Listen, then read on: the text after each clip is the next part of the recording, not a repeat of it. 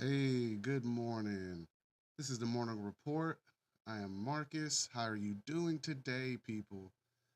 Let's get today's date out there. It is April 9th, 2025, and boy, oh boy, is it going down in the trade wars, right? So, listen, China and America are fighting with wars, all right? And what kind of wars? Trade wars. Why are they using trade wars? Because they're petty, and this is what they do. So, right now, in news, China has imposed upwards of around 84% tariffs on all U.S. goods in response to Trump's 104% tariff. All right? We are in a trade war, people. All right? You guys understand what's going on. China has decided to go ahead and say, F it, we're going to go there. All right, now this can lead to bigger things. This can lead to market collapse. We've seen the markets already shudder just a little bit and drop. Now, this isn't to say that this will collapse the market. That's not what I'm saying. What I'm saying that this has bigger implications than just market instability.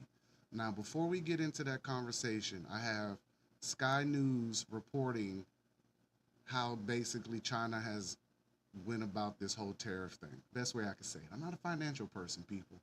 I want to make sure I get my words right for you. All right, now here you go. In the last few moments, China has announced that they are, in return, going to bring in Chinese tariffs on US goods at the rate of 84%, and that will come into effect from April the 10th. That has come in just the last few moments. It's come from the Chinese Finance Ministry. They've told the World Trade Organization that the US's decision to impose reciprocal tariffs on Beijing threatens to further destabilize global trade. They say the situation has dangerously escalated as one of the affected members, China, expresses grave concerns and firm opposition to this reckless move, but they have, in return, announced that they are then therefore going to increase their tariffs on America. Let's talk to our business presenter. All right. Now, before we break that down, listen to this.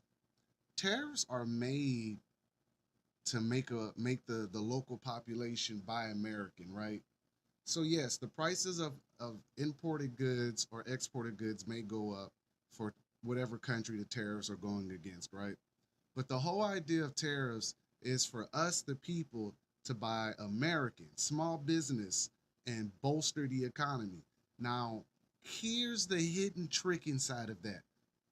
When we try to think of building America or buying from small businesses in America are a dying breed right now. All right.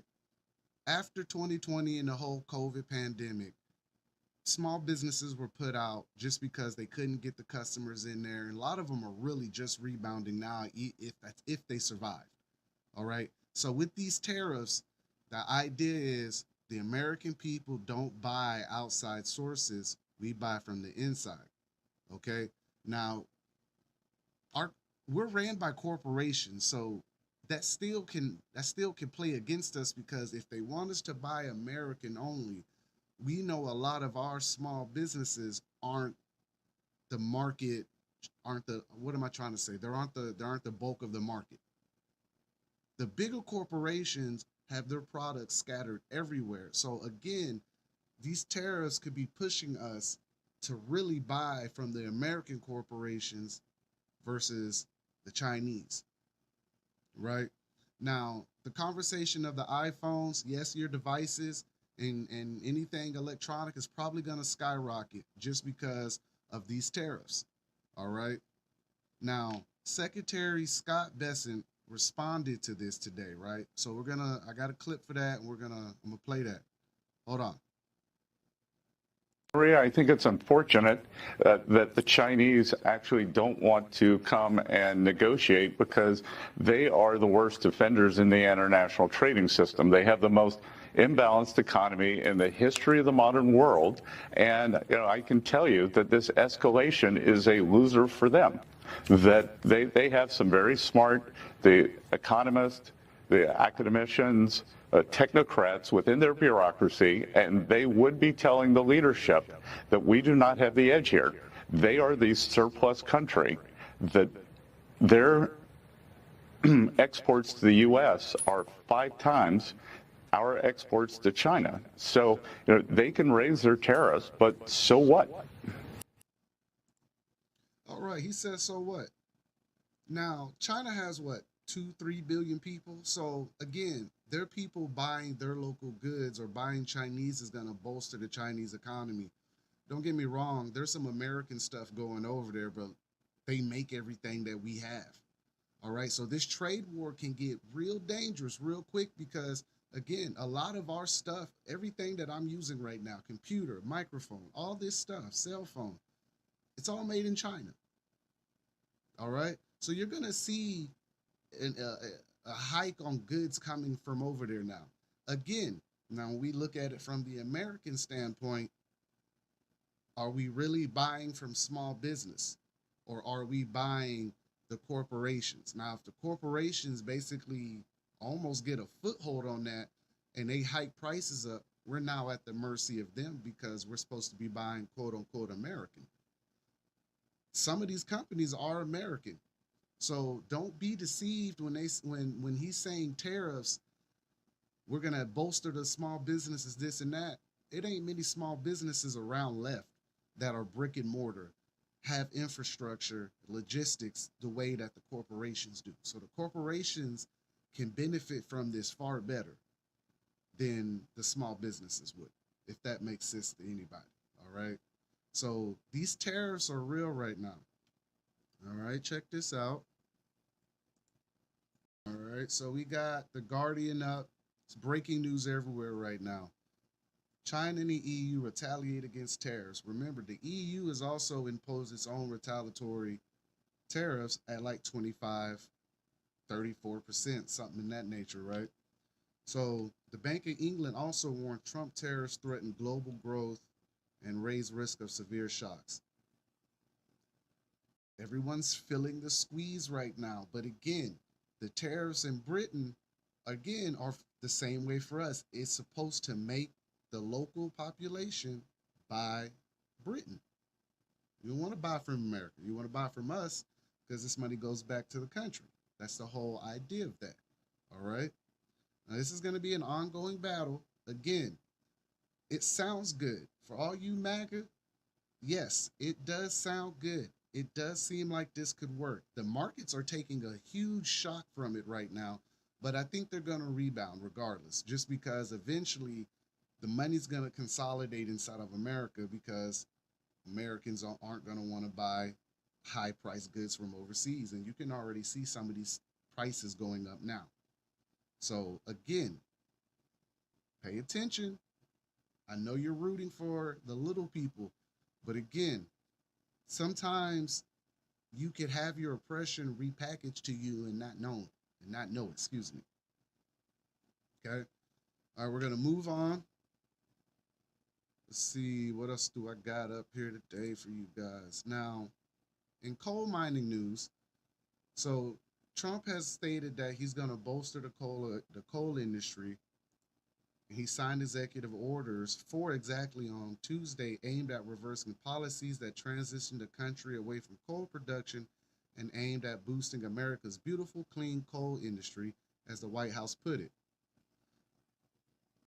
Now, there's something more to this story, all right? And sure, everyone was like, hey, why is our power bills going up? This is part of the reason why. So a lot of your electric companies in the Southeast, I don't know if this is everywhere in America, but I know in the Southeast we have coal and we have nuclear because Georgia has its own power plant, right? I believe Alabama does, but don't quote me on that. I haven't heard anything or anything of that nature that they talked about that. I know we do coal, all right? So the coal rollbacks were based on the Going Green initiative, and it sparked a antitrust act against the big three: BlackRock, State Street, and Vanguard. All right, I got that up right now. Listen to this. It says BlackRock, Vanguard, and State Street, the three largest asset managers in the U.S., filed a joint motion this week to dismiss a lawsuit from a coalition of Republican-led states over alleged antitrust violations in the coal industry. This has something to do with Trump bolstering the coal industry, because what they're saying is BlackRock, Vanguard, and State Street basically blackballed the coal industry for the Going Green initiative. I want to make sure I say this correctly. I don't want to give you guys any weird information or trying to pander you or anything like that. It's not that. It's that I'm really trying to give you good information. All right. Now I'm gonna give you a list of states that are involved in this. The states of Alabama, Arkansas, Indiana, Iowa, Kansas, Missouri, Montana, Nebraska, West Virginia, and Wyoming have signed on the lawsuit with Texas and have included various state violations of antitrust laws and deceptive market practices among their claims. All right. So they're saying the Going Green initiative was pushed by the same group that was supposed to be helping them, and essentially make the coal industry look like the bad guys in the cause of quote unquote global warming for the Green initiative. All right. Now, Trump showed up and he did a little press run for the coal guys. You know, they get up there in their coal outfits and he signs executive orders. I have that clip. Give me a second. I'll let you guys see what I'm talking about. Now, under the executive order that I will sign in a few moments, we're slashing unnecessary regulations that targeted the beautiful clean coal. We will rapidly expedite leases for coal mining on federal lands, and these two gentlemen are going to do a real job of it. You've already started. And we'll streamline permitting. We will end the government bias against coal, and we're going to unlock the sweeping authorities of Defense Production Act, the Defense Production Act, to turbocharge coal mining in America. All right. So he signed 4 executive orders to bolster the clean coal environment, or the clean coal protocol, whatever you want to call it. So again, you're getting a lot of changes, and a lot of changes that people were asking for. All right. Now, if this goes how it's supposed to go, then you can see a reduction on your electric bill, depending on where you're at. So for Alabama, this can mean huge decreases in electric and utility rates. Okay. Now, if this goes wrong, then you can see a monopoly on the coal industry. You can see maybe some climate action happening. You know what I'm saying? Coal plants going up, and then all of a sudden you got smog everywhere. You know how this can go. This can go left really fast. But what I find always funny about these articles, these stories, and the quote unquote the deep state and BlackRock is ruining the world, and they're the big three, you know, with Vanguard and State Street, and how they own everything, is they're all pushing a narrative while owning all these companies. All right. So we're thinking, if you're just a normal person in America, you're probably thinking right now, hey, coal is killing the climate. What are we supposed to do? Right? We want to go green. We want solar power. We want hydropower. We want wind power. We want all these new initiatives and ideas, but maybe that's not exactly true. Maybe the industries are just doing this for kickbacks and money from the government, right? Because if Americans feel like the climate is at fever pitch and is something wrong with it, we're more likely to approve of them spending money on climate initiatives. Irony moment, right? People hate, you know, climate issues, right? I'm trying to say this correctly. But right now, Tesla is like the most hated brand of green energy cars. Funny, right? Do we want clean energy, or do we want our elected officials to say what we want them to say? Like, I don't know how you guys are wanting this. Like, and it shows the split. It's like Elon Musk was once Mr. Green Initiative, save the climate, this and that. But as soon as he became Doge and aligned with Trump, now they're burning down Tesla cars and F the climate. You can't have it both ways, guys. I feel like you guys are getting duped and you're not realizing it. And that's not really fair to any of you, right? So what I'm saying is maybe think about how they're playing you in these little tit for tat games. Now, if this antitrust act goes through or these violations actually stick, we could see some huge motion for other little companies to basically get, get the boot off their neck. Because the big three who own everything are controlling narratives from media, the coal industry, the food industry, and a lot of different industries. So you need to understand how this is all working. So these states felt like they were being pushed out. Now, listen to this. The lawsuit alleging the three asset managers had conspired to artificially constrict the U.S. coal market was first filed in November, claiming that asset managers had made substantial investments in public coal companies to get them to drive down their output. State Street and BlackRock spokespeople called the lawsuit baseless, of course, in separate statements to ESG Dive at the time, and a Monday Notion to dismiss says the plaintiff states have failed to plausibly allege an agreement and have not made plausible allegations of an anti-competitive information sharing scheme. This case spins a far-fetched theory. Three asset managers conspired without speaking with each other to decrease coal output, which increased by controlling the productions, decisions of coal companies, in which they each never held more than small minority stakes. So the big three come in, buy the majority stakes, have complete control of the company, and the people or the families who run these coal industries or these coal plants or whoever, smaller companies, usually families, are being pushed out by them. Now, they always use the word conspired. Did they do it? Were they trying? I mean, most people right now agree that somewhere BlackRock bankrupted the country in 2008 through the housing market. It's very plausible, right? But when we say the coal industry, why would that be so hard to believe? Considering they're part of the Green Initiative too. Like, that's in there. It says the asset manager's lawyer said that for the court to find the states had presented viable antitrust claims would require controlling the law in a way that would hurt both coal companies and individual investors. The allegations that they sought to influence the market through their ownership of coal company shares is a violation of a section of the Clayton Antitrust Act. The defendants argued that this particular claim is a non-starter as a section of the act contains an explicit carve-out of acquisitions solely for investment, the joint motion said. Guys, remember the Chevron deference or the Chevron doctrine where it allowed these agencies to make their own laws based on the vagueness of the policy or the law that was already in place? That's kind of what this is, right?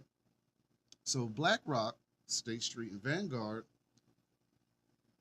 were taking control and then propping the coal industry up and then made them look like the bad guy through the Green Initiative. And this is why we have this antitrust law right now, or antitrust act. All right. So those executive orders that Trump signed should help in theory, if you ask me. But that's only what we can assume, and we'll have plenty of time to figure that out. Now, here's my last opinion on it. If we're not careful, BlackRock, State Street, and Vanguard can pull the rug on the market and make us basically sit down and shut up. They've done it before in 2008. Now, if they want to make something financially happen, they can do it. Everyone's talking about this new system, BRICS. It's all involved in this. Excuse me. So don't act like these people can't pull a rug pull and be like, hey, since everyone wants to gang up on the big three, this is what we're going to do. Petty, extremely, but it is what it is. That's a thing. They've done it before. You guys got to sit here and take the information you're putting out and use it in a good way, because the deep state wins. When they want to win, they'll win. All right, moving on. Now, we're going to get a little bit stranger, right? So I got Matt Gaetz speaking on Ryan Wesley Routh. If you don't remember who Ryan Wesley Routh is, he is the gentleman that was hiding in the bushes at the Mar-a-Lago resort, trying to pull the second assassination attempt on Trump. Excuse me, right? Now, I got a little footage on him, but I'm not gonna jump into that just yet. Let's get into this article, all right? Listen and understand what I'm saying, all right? Shock details of Trump assassination. Suspect Routh's alleged plans to kill president include Ukraine ties. Again, could be propaganda, could be fake news. No one really knows what Ryan Wesley Routh was trying to do. We know he was trying to attempt an assassination. We don't know who he was tied to. We all assume that he's tied to someone. That's just how we are thinking in the conspiracy world, right? Let's just be realistic. We all assume someone's getting paid or there's some type of MK Ultra. All right? Let's not be weird, okay? Let's not be weird about this. Ryan Wesley Routh sought to purchase a rocket launcher from Ukraine a month before he was arrested for allegedly attempting assassination President Donald Trump. It's not funny, but it is funny. All right. The alleged would-be assassin was corresponding on an encrypted messaging app. Again, it's supposed to be encrypted. Signal, WhatsApp, it's all supposed to be encrypted. With someone he believed to be a Ukrainian with access to military weapons, a Justice Department filing in the Southern District of Florida claims. It goes on to allege that Routh, 58, asked his associate to send me an RPG or a Stinger and I will see what we can do. Trump is not good for Ukraine. All right, so he's pro-Ukraine. And if you want to play this game, there's probably a Soros somewhere. There's probably a lib somewhere. The left is clearly involved. We understand that if we look back and understand what happened with Ukraine and the liberal money or the US aid funneling, you would understand that a lot of money was going back to Ukraine and being kicked back via crypto through FTX. This is why the guy, Sam Bankman-Friedman, went to prison.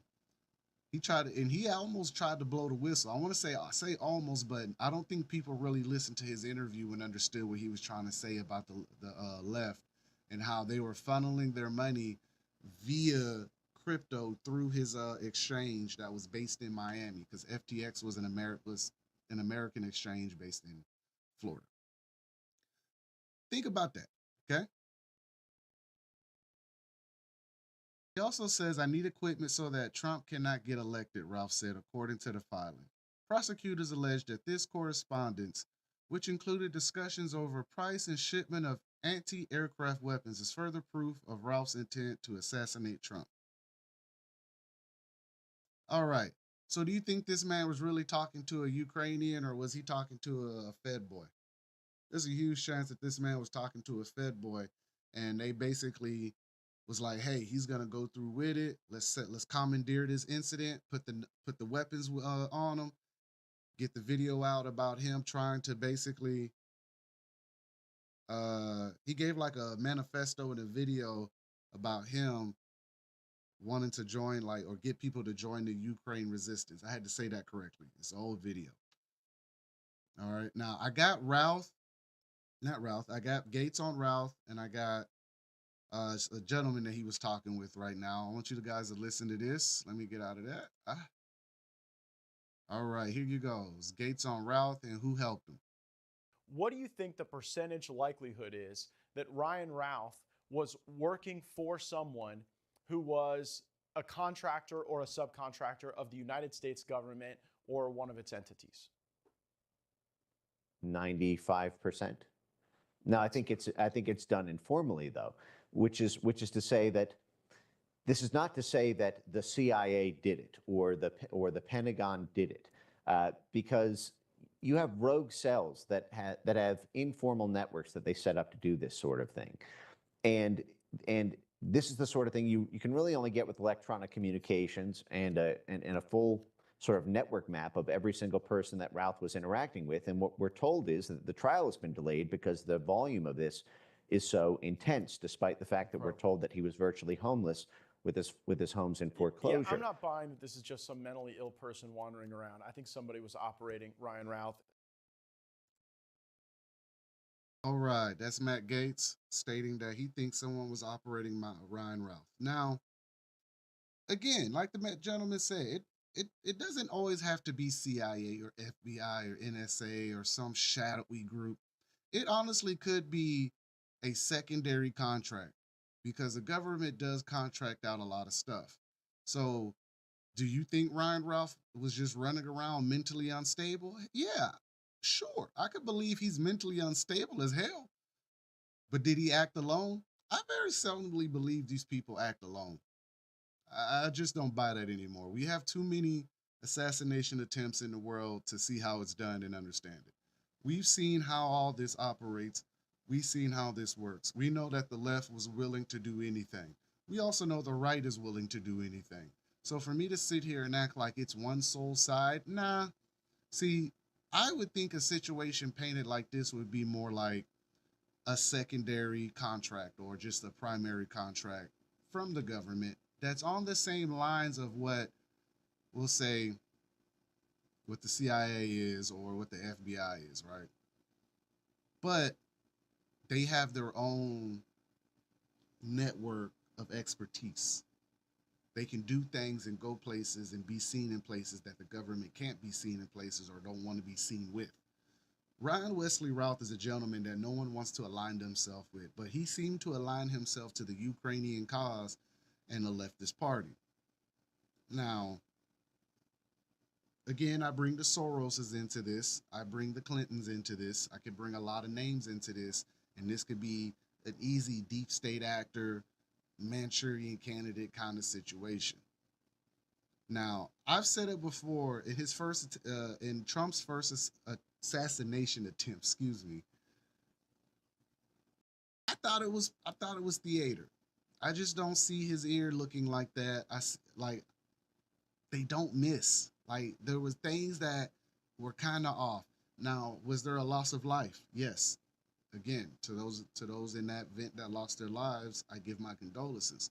But what I'm saying is like I've always told you, the loss of life makes it look better. People believe that he took one to the ear.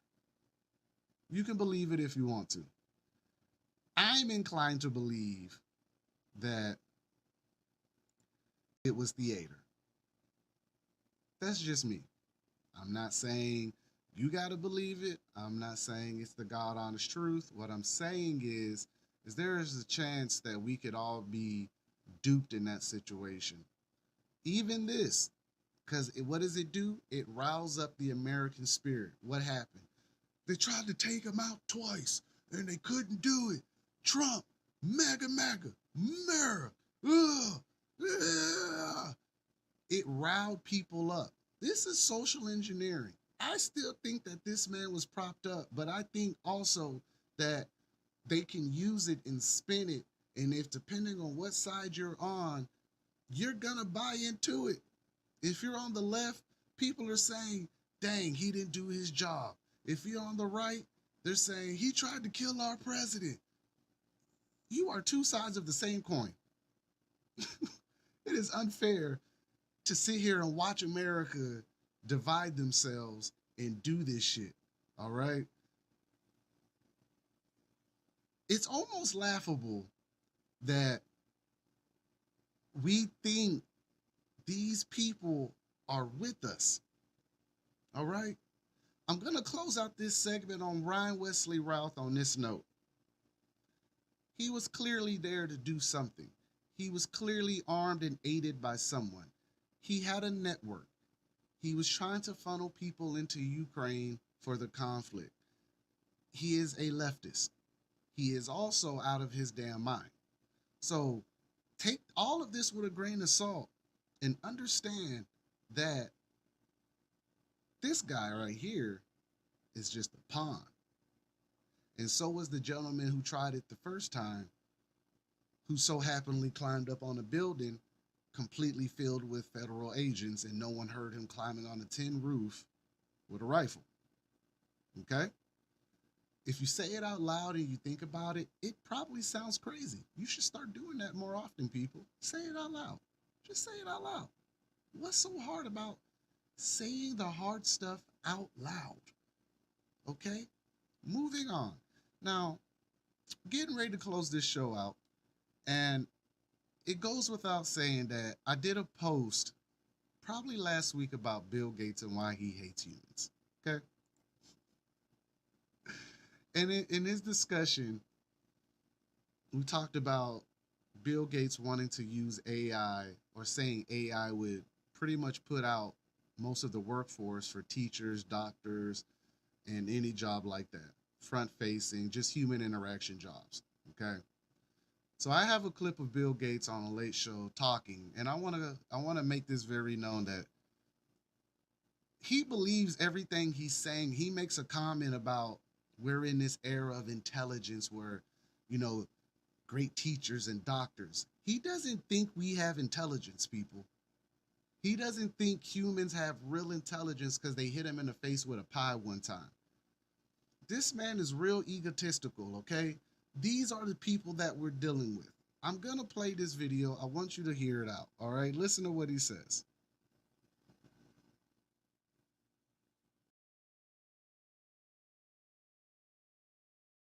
Everyone's talking about AI, and that's the big topic. Everyone's like, how's it going to take over, and all this stuff, and it's bad or it's good, or we don't know. What are the pros and cons for, in layman's terms, for someone like me? Yeah, so the era we've come to is sort of the vision that computing was expensive and it basically became free. The era that we're just starting is that intelligence is rare, you know, a great doctor, a great teacher. And with AI, over the next decade, that will become free, commonplace. But I think, you know, it's a little bit unknown. Yeah. Will we be able to shape it? And so legitimately, people are like, wow, this is a bit scary. It's completely new territory. I mean, will we still need humans? Not for most things.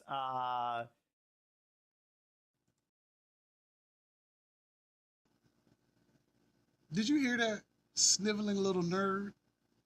We're in this era of rare intelligence. Rare. So let me understand something. We're in the era of rare intelligence, great doctors, great teachers. Those that, like, so what was everything before him? Because I assure you, like, Bill Gates, he has a level of intelligence, yes, within the computer world, sure. But to sit here and say we're in a rare era of intelligence, that's a bit much, my guy. You sniveling little nerd, right? Him and his little AI and his little toys and his little gadgets and TED Talks, he always has something to say. And when I made that video about him, I want to say this, okay? I want to say that you won't win this the way you're going to think you're going to win it. You tried in 2020. He's been talking for almost 10, 15 years about global vaccination. He's been like this for some time. In his TED Talks, he talked about depopulating the world via vaccines. These are all conversations that he is not hiding, and he wonders why people hit him in the face with a pie. All right? It is what it is. I would have hit him too. Sniveling little nerd, right? And it is what it is. These people, not just him, are in control of our corporations, our what was our education system, or what's left of it. Our federal agencies, they're in charge of our finance, they're in charge of our food, our logistics, our militaries. They're in charge of everything. There are psychopaths running around running the damn government of America. If you don't believe it, I tell you always, I don't care. You don't have to not believe it. You don't have to. It's on you. Now, we're going to speed this along and say this. In the next 4 to 5 years, America's going to look different via smart city integrations. You're going to get a lot of more incidents. Hopefully there's no real conflict inside of America, because right now we're weighing the option on what is that, drone strikes on Mexico. All right. I told you this was coming, and I told you they're going to try it with Mexico. These kind of people are sociopathic murderers. Not all of them, but a few of them. The rest are thieves, kidnappers. They just pander to everything. I'm telling you guys, whether you believe in the left or the right is entirely on you and how you want to identify. What I'm saying is that there is a chance that we're all being played. And throughout all these stories, even the tariffs against China sound really good or great. But that can still go wrong for us. There's a huge chance that it still goes wrong. There's a huge chance that it squeezes out the rest of the middle class, because most of us are working poor. The hard truth. One check away from being homeless. One health experience away from being in a bad situation. We're one bad day from having a bad day. And right now, we're all hoping that, I ain't gonna say I'm hoping, because I don't trust none of these people, but we're gonna say America as a whole, we're hoping that Trump does the right thing. We're hoping that these people get in and do the right thing. But if I use my thought process, I'm gonna tell you now, it probably ain't gonna happen. And that's real unfortunate. But before I go, I want to say thank you for being a part of the Daily Rabbit Hole. Feel free to check out the website. You see it on the ticker, thedailyrabbithole.org. Check out my articles. We're going to upload this to Spotify, excuse me. I'm also on YouTube and Rumble, all right? If you want to find me and check out some content, I'm on Facebook, I'm on Instagram, I'm on Telegram. I got rid of my Threads account because it's stupid. I'm also on TikTok, but that's a work in progress. Whatever. I'm not on Lemonade, but hit me up, holla at me, get up with me. This was your morning report. I'm Marcus. You enjoy the